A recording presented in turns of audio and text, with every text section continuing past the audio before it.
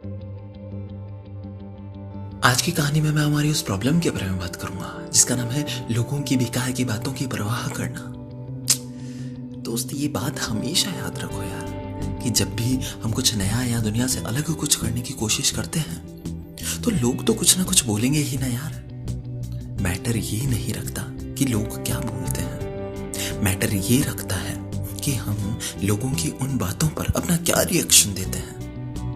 उस स्थिति में हम क्या सोचते हैं और फिर क्या करते हैं। और कभी कभी तो हम में से कुछ लोगों की उन बेकार की बातों से परेशान होकर अपना मेन लक्ष्य ही छोड़ देते हैं यार। और कभी कभी हम में से ही कुछ लोग अपने काम के परिणाम से उन लोगों की बातों का जवाब देते हैं। दोस्तों, इसी प्रॉब्लम पर बेसिक किस्सा है। गंगा नदी के तट पर एक संत अपने शिष्यों को शिक्षा दे रहे थे। तभी उनमें से एक शिष्य ने पूछा, गुरुजी, यदि हम कुछ नया, सबसे अलग कुछ अच्छा काम करना चाहते हैं पर समाज और उसके लोग उस कार्य का विरोध करते हैं, तो हे गुरुदेव, हमें क्या करना चाहिए? गुरुजी ने थोड़ी देर कुछ सोचा और बोले कि हे वत्स, तुम्हें इस प्रश्न का उत्तर मैं कल दूंगा। अगले दिन जब सभी शिष्य नदी के तट पर शिक्षा लेने के लिए एकत्रित हुए तो गुरुजी बोले कि हे शिष्यों, आज हम एक नया प्रयोग करेंगे। और गुरुजी मछली पकड़ने वाली 3 डंडियां अपनी कुटिया में से लेकर आए और कहने लगे कि तुम सब इन 3 मछली पकड़ने वाली डंडियों को देखो। ये तीनों एक ही लकड़ी से बनी है और तीनों बिल्कुल एक समान है। उसके बाद गुरुजी ने उस शिष्य को आगे बुलाया जिसने एक दिन पहले प्रश्न किया था। गुरुजी ने उससे कहा कि हे पुत्र, ये लो, तुम इस डंडी से मछली पकड़ो। गुरुजी के कहे मुताबिक उस शिष्य ने उस लकड़ी से बंधे कांटे में आटा लगाया और उसे पानी में डाल दिया। उस लकड़ी के पानी में डालने के तुरंत बाद एक बड़ी मछली उस लकड़ी के कांटे में आ फंसी। गुरुजी ने कहा, जल्दी पूरी ताकत से बाहर की ओर खींचो। शिष्य ने गुरुजी के कहे मुताबिक बिल्कुल वैसा ही किया। उधर मछली ने भी पूरी ताकत से भागने की कोशिश की, जिसका परिणाम ये हुआ कि वो लकड़ी 2 हिस्सों में टूट गई। गुरुजी ने कहा कि चलो कोई बात नहीं, ये दूसरी लकड़ी लो और फिर से प्रयास करो। शिष्य ने फिर से मछली पकड़ने के लिए कांटा पानी में डाला। इस बार जैसे ही मछली फंसी, गुरुजी बोले, आराम से, एकदम हल्के हाथ से लकड़ी को खींचो।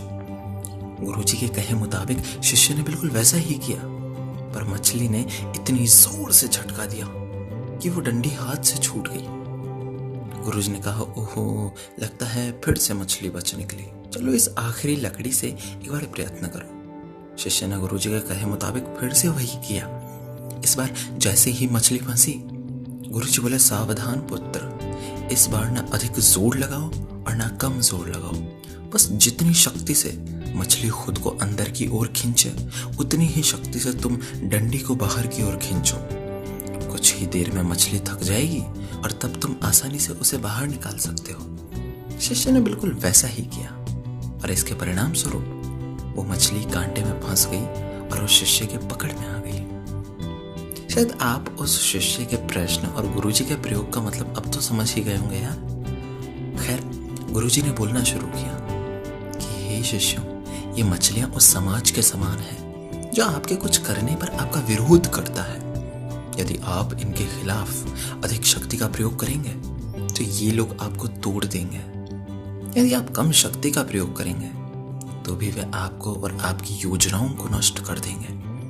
लेकिन हे वत्स, यदि आप उतने ही बल का प्रयोग करेंगे जितने बल से वे आपका विरोध करते हैं, तो धीरे धीरे वे थक जाएंगे, हार मान लेंगे और तब आप जीत जाएंगे। इसलिए कुछ उचित करने में जब ये समाज आपका विरोध करे तो समान बल प्रयोग का सिद्धांत अपनाइए और अपने लक्ष्य को प्राप्त कर लीजिए।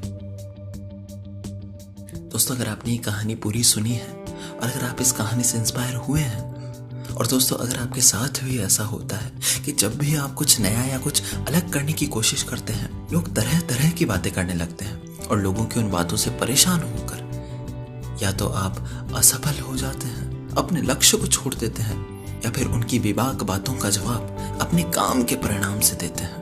दोस्तों, अगर आप उनकी बातों से हार मान लेते हैं तो ये कहानी आपके लिए है। दोस्तों, अगर आपकी फ्रेंड लिस्ट में, आपकी कॉन्टैक्ट लिस्ट में या फिर आपके आसपास कोई भी ऐसा है जो कुछ नया और दुनिया से अलग करने की ताकत रखता है, लेकिन वो लोगों की बातों से डर जाता है यार। और किसी ने ऐसा करने की कोशिश भी की, लेकिन लोगों की बातों से वो काम बीच में छोड़ देता है, अपना लक्ष्य छोड़ देता है यार। तो प्लीज ये वीडियो उसे शेयर कर दो यार। हो सकता है ये कहानी सुनने के बाद वो फिर से कोशिश करे और फिर से जीत जाए, लोगों की बातों की परवाह ना करे और उनकी बातों का जवाब वो अपने काम के परिणाम से दे यार। अगर किसी एक की भी जिंदगी इन कहानियों से, इन वीडियोस से बदलती है, तो यही मेरे लिए सबसे बड़ा अचीवमेंट होगा यार।